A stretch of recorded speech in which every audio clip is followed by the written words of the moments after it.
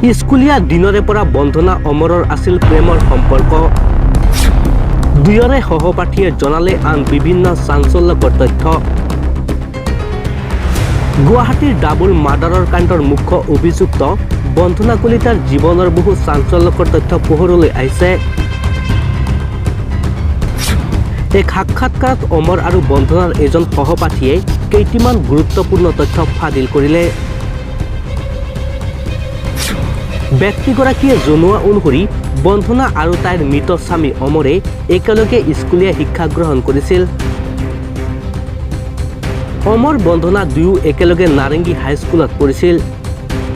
কিন্তু নৱম শ্ৰেণীত ফেইল কৰাৰ পিছত অমৰে শিক্ষা জীৱন ত্যাগ কৰিছিল। ইয়াৰ পিছত বন্ধনা কলিতাই এছআৰ কলেজত পঢ়িছিল।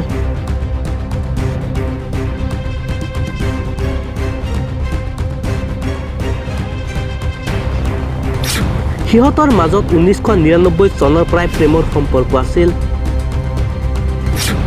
বন্দনা অমৰৰ সহপাঠীয়ে নিজৰ মন্তব্যত উল্লেখ কৰে যে অমৰৰ কাম কাজৰ কোনো নিশ্চয়তা নাছিল।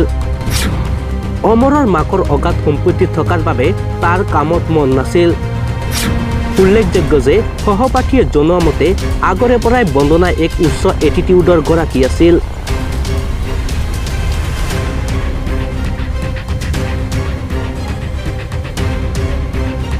News desk, Assam expensive.